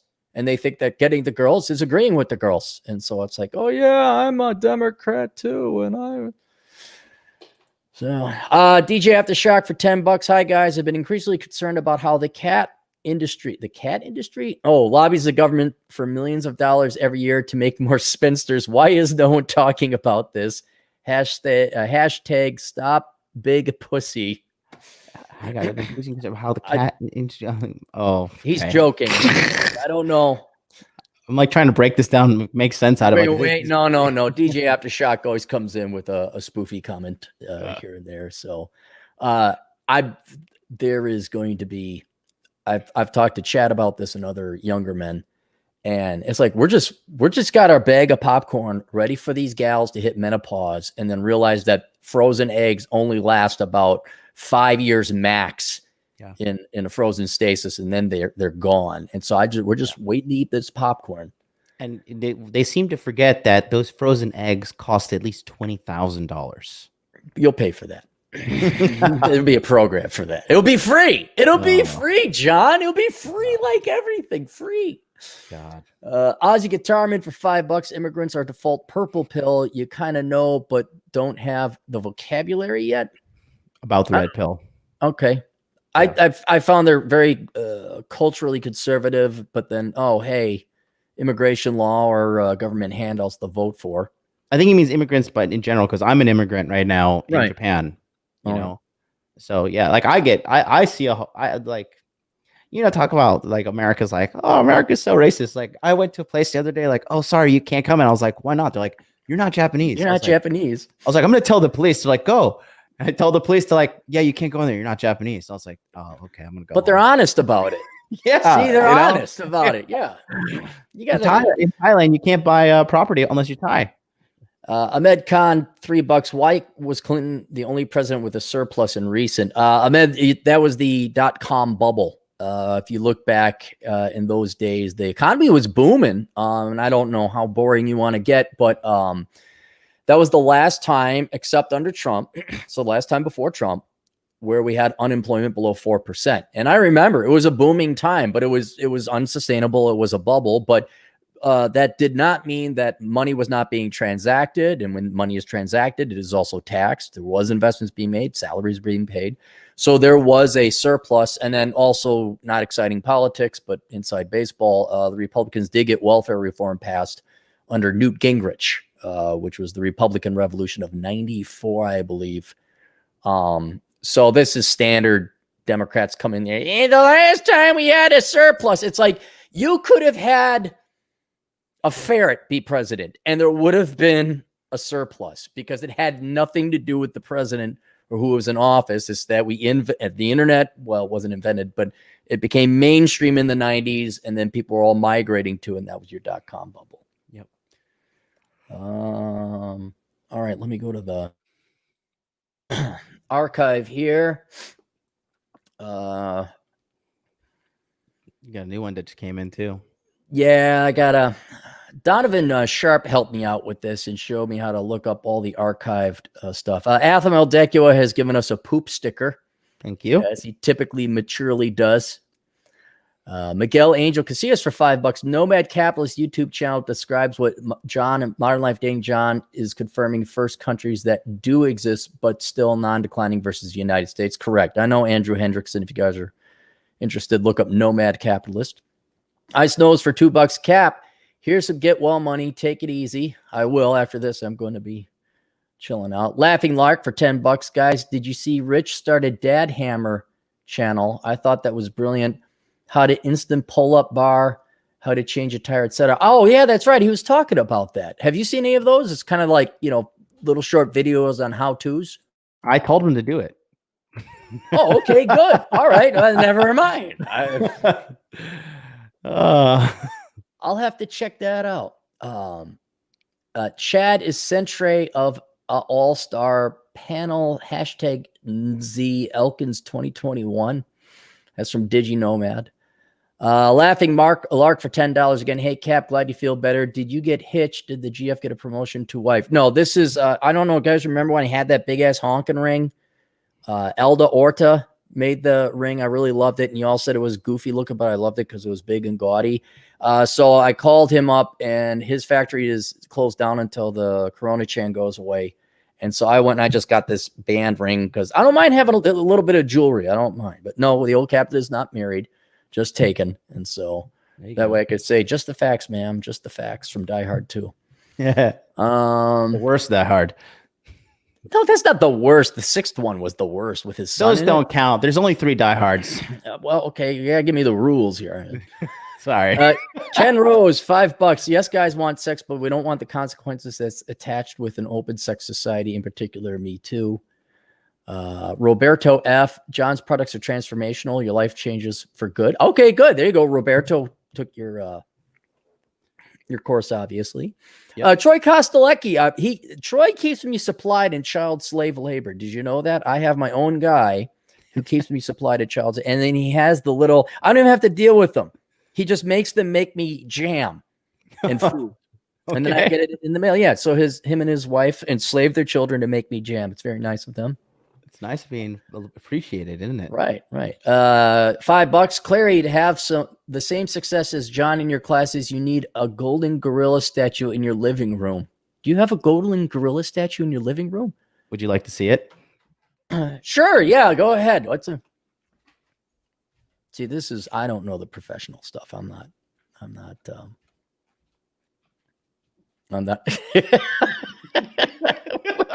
Where did you get that thing? I had it custom made, bro. You had it custom made? Oh, God. It works. It works. I don't have enough room for a golden gorilla just yet, though. Nonstop Dre 360. Oh, now we're caught up on those. All right, now I could go back to the main channel. There's a med. Post-wall thought. New person, $10. What company can we invest in now that will profit off of women's unhappiness in the future, i.e. cat food, and also Trump for the buzzer beater? I don't know. He's saying Trump's going to come back at the end and win presidency. Oh, bullets, ammo, tear gas. To profit off the women's unhappiness, I haven't thought of. There are, as John mentioned before, there's futurists out there who work for financial firms that try to predict these trends and think about that. If I came up with the idea, I guarantee there's already some smarter money on that investment, which has driven up the price. So the opportunity for profit is probably not there. But I really do believe any chemicals associated with egg freezing I believe women are going to throw as much money as they can into that because that's going to be their genetic screaming. I also believe they're going to throw a ton of government money in that because they're just going to scream. That'll be the next thing is, well, we want free egg freezing. Yeah. Also, any kind of in vitro fertilization or in vitro related processes and technologies like egg freezing, like, okay, who makes the refrigerations for egg freezing? What chemicals go into egg freezing? Is it Bayer that makes those chemicals? Is it Dow that makes those chemicals? Who makes those chemicals? But I don't know. Beyond that, read the She Economy report by Morgan Stanley, and maybe there's some ideas there. But honestly, the most profitable thing that you can sell to women is lies. Yep. Become the next Oprah, tell them whatever they want to hear, and somehow charge them for it. That's it. I mean, that doesn't involve investing in stock. That involves starting your own company, but that's what I've found works. Adam Smith, Von Hayek, $2. Kamala take over as president before 2024. Rolo says yes. Maybe. I haven't paid attention. Miguel Angel Casillas for $2. Hashtag blessed future generations for they inherit the debt and pay my Social Security. Ahmed Khan, why do Republican states get more subsidies? Someone paid me to do a study on this, and there's a couple reasons. One, agriculture. Agriculture gets huge subsidies. That's your main reason, and obviously the red states tend to have more farms in them. There's also more military bases that are in red states. And they also tend to vote red. So that's another thing. The military is that. And then the other thing is, don't forget, Republicans love their government checks too. Do not think just because they vote R, they do not take government checks. I've seen it. I've seen it especially in Phoenix, Arizona, especially Scottsdale, where they're all Republican-y and they drive their SUVs, but during that financial crisis, so they're all on ABT cars, filling up their SUVs and the Range Rovers. They will take the fucking money. Do not think just because the Republicans, they got some kind of morality about them. Everybody loves free money. Dang. We already did that. There's Django Geek for $5. Do you think red pill women who want families might start requiring women to sign over, or red pill men who want families might start requiring women to sign over 100% legal custody of any children beforehand? I don't think so, because I don't know how you're going to enforce that. I think most red pill men are going to be incredibly choosy. I think a lot of guys just aren't going to get married. And I've known a couple guys that have like a ton of pre-marital signing documents and all that. But if the courts aren't going to enforce it, then I think they got young men scared and running for the hills. I just think pretty much you got the generation of men now. I've seen not only their dads, but their boomer grandfathers get divorced. And they probably saw their brother get divorced. And so like, fuck this shit. And yeah, have you ever talked to like some of these young kids? A lot of these young kids, they hang out on Discord. And I remember I talked to and Twitch. I know you probably don't use Twitch at all, but if you just watch some of these young kids, man, these kids are pretty based. Like they know about divorce laws. They know that they're going to get destroyed in divorce and 50% of their assets. And they want pussy, but they don't want to deal with the financial repercussions of divorce. Mm-hmm. Yeah, and they know they can't beat it. Yeah, and I'm on the final chapters of the book I'm coming out with, and I'm calling it the male black widow quandary or paradox, where it's like, oh, you'd like to procreate, but you're going to risk your life at it. And that's kind of the situation that we forced on most young men today, where it's just like, do I want to risk dying effectively and not be able to eat, or should I just eat and just like, yeah, you go, you have fun with your frozen eggs. All right, now we're at 138.31. The reason I'm writing that down is because we'll go to Asshole Consulting and ask questions here. And I have a question that you're really going to like because this is pretty bad. Let's hear it. I like doing these. Where'd it go? All right. From Anonymous. I met a girl about 2 years ago in a social club, which we had chemistry since the beginning. I felt pretty strong emotion towards her. She began complaining about migraines a lot as a damsel in distress. I saw this as a red flag. Also, I recently got divorced, and she's been divorced for at least 6 years. This is the other gal that he's dating now. But another red flag to me is that her ex-husband's mom is still living with her. And so he's recently divorced, met a girl 2 years ago. She's been complaining about migraines, and she is also divorced, but her ex-husband from 4 years ago still, his mom lives with her. So her ex-mother-in-law lives with her. And last thing I checked her social media, and she was reacting with little heart emojis in a romantic way with another guy. We never came to be boyfriend and girlfriend, but there was a real strong emotional connection. So I thought, but after these red flags, I just walked away, so to speak. Was I wrong for taking this decision? No, you're not wrong. And I guarantee that emotional connection was one-sided on your side only. Right. You definitely look, kid, if you couldn't see that a mile away, get your ass into John's class. Yep. You don't, frankly, I'm not going to say anything about him, but this is totally ghetto. This is swimming in the shit and saying, oh my God, I'm swimming in a vat of shit. Why are all these turds here? It's, well, you're swimming in a vat of shit. So I'm going to assume that your social circles you're hanging out with are pretty low grade and crap. And so you're going to keep running into girls like this who are divorced, who do not have their finances together, that both her and her ex-mother-in-law are so bad at managing their finances, they have to live together 6 years after she divorced her boy. I mean, this sounds like a Jerry Springer episode. All right. Get out of the filth, get out of the squalor. Matter of fact, until you get your financial act together, you're not even dating girls, frankly, because you need to get your finances together. So you're not even selecting or fishing in this pool anymore. But then also, with this level of naivete, you're going to get screwed. You need to become a little bit more street smart. And you know, you are what you attract. So you're that guy. I have like a mental image of what this guy looks like. Probably it would be correct. I can almost paint it, even though I don't have a picture. But I'm like, oh yeah, okay. All right. So we got that. No,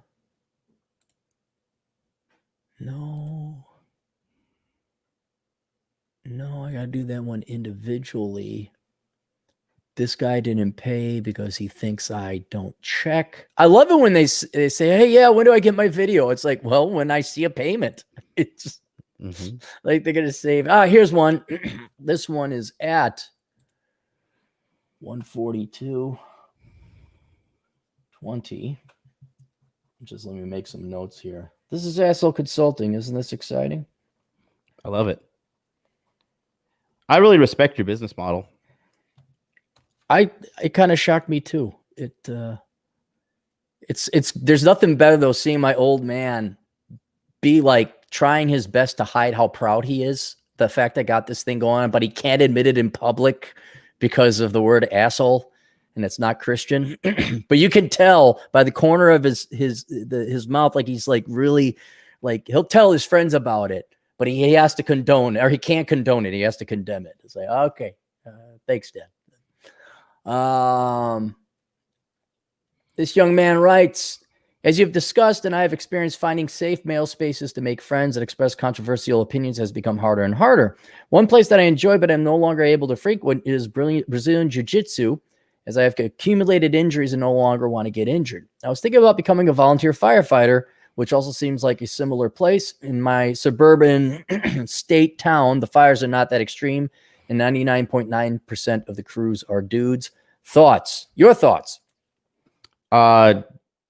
Just go back to jiu-jitsu and roll slow. Like, don't just like, if you're trying to choose something less dangerous than jiu-jitsu, I'm going to go ahead and opt in and say running into a building that's on fire is probably not a good second place medal. But I do jiu-jitsu myself, and you can accumulate a lot of injuries for sure. It's very hard on your body, but just roll slow and don't roll with white belts. And, you know, I don't think that makes poor sense to me, to change one hobby to become a volunteer firefighter. Is that what he wants to do? Yeah, volunteer firefighter. I don't believe a man should volunteer for anything personally. You should always be working for some sort of economic trade-off. I could, setting that aside, I understand the economics of it, but I think there's going to be a crisis of men just trying to find other guys in person that they can hang out with. And so with that, I'd be okay with him volunteering. I'm also okay if he wants to go and join the volunteer firefighter department. I mean, maybe get a physical, make sure you're not going to roll your ankle or whatever injury it is that you got crippled coming out of jujitsu. Yeah. But yeah, I mean, if you want, you don't have to always get an arm bar, and sometimes it's just technique. And I know you say don't roll with white belts. Also, don't roll with guys that are 3 times your size. That's another thing I learned. No matter how ginger they're going to be with you, they're just like, get off. What? Yeah. Get off. Oh, sorry, I didn't see it. Yes, thank you. Yeah. You ever have a 265-pound man like right on your sternum? You're just like, get off. Yeah, that's my training partner. He's a big guy from Rochester, and I tell him when he puts that, I call it, because he's got a big belly, and I call it the despair, because when I'm under there, I just see my life fading away, and I'm filled with despair, and I'm like, I just want to call my mom. This guy Bronk, he was like 265 and 6'3". And I was a rookie, and he was training and helped me out. I was like, okay, well, reach for this arm. I just say, I can't reach. No, reach for that arm. It's too far away. He's like, no, you can get. I said, look at my arm. Look at it stretch. I cannot reach it anymore until you move your leg. And he's like, oh, okay. So nice guy. But the last guy you want to get in a fight with. All right, that's it. There were only 2 there that I had to handle. There you go. And we're all done. We're all caught up with super chats. That's efficient. Thank God. All right. Well, John, thanks for coming on the show, man. And thanks for giving me your story and everything, and going into how you got your courses and how that came about, and a little bit of Japan and everything there. Why don't you tell everybody, plug your stuff, let them know what you got going on, because you know more about it than I do. Well, if you guys want to get into my online dating course, okay, it is only available until this Monday at midnight. You can click the link in the description box below to support Cappy. And if that's too hard for you to find, go to saltdaddy.net and you'll be able to sign up there. It is only available for 5 days. And the reason is because after those 5 days, enrollment period is closed. We gather all the students, and on Wednesday night at 9 p.m. Eastern Standard Time, we begin the first Zoom call of 10 that will help you really get your online dating dialed in to the point that you have a surplus of choice. And then also, it helps you get to the point where you don't have to worry about, am I going to be like emotionally distraught over this girl? Am I going to spend so much money? Am I going to be wasting my time?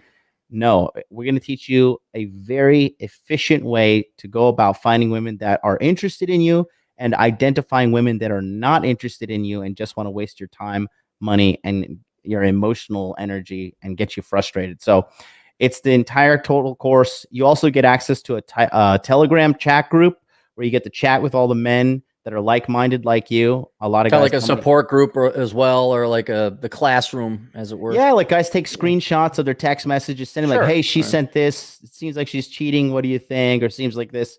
It's just like a little hive mind of red-pilled guys that are all on your side. And then you get access to all the previous recorded coaching sessions as well, which is over 20 hours of coaching. So you get all that, and so it's only available 5 days. It's both a theory and a practice. So you got your class that you have, which is video predominantly. Yes. And then you get a practicum or in class where you're there. And do you bring in other speakers, or not necessarily speakers, but guests or experts that come in? And yeah. Oh, yeah. Troy, okay. Donovan, all the guys. Okay, cool. All right. Well, that's pretty good. That's cool. All right. Then, of course, we got one more. Adam Smith von Hayek, $5. Biden will bring back no due process to college campuses that Trump eliminated. That's for the false rape accusation. Is either no college or online a better bet?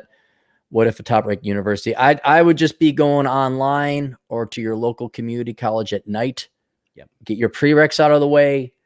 And when you go to college, guys, you go there to get a fucking education, to get a fucking job. And unless you are going to Harvard or the Wharton School or something like that, and even then, I don't know if it'd be worth it. Major in the right thing, and you won't have to worry. You keep your head down, you get your degree, you get the fuck out. That's what you do. Because there's no reason to submit yourself to another level of government. Oh, look, you got a compliment. I mean, it doesn't count because he's Mexican, but I mean, it's like half a compliment. Atham for $2, Modern Life. John is legit. Got good results from his coaching. Oh, wait, Atham took you too? Yeah, Atham was in I didn't my know body that. link. He was, Oh. I've had multiple coaching calls with Atham as well. He's a Oh good my guy, great God. guy. I love him. Yeah, for a Mexican. All right, that's it. Do you know how to take everybody appropriately out on my show? Oh, shoot. No, I've seen you do it before, but I forgot it. The word is toodles. So you got to say toodles, then we can go. All right, guys. Well, toodles.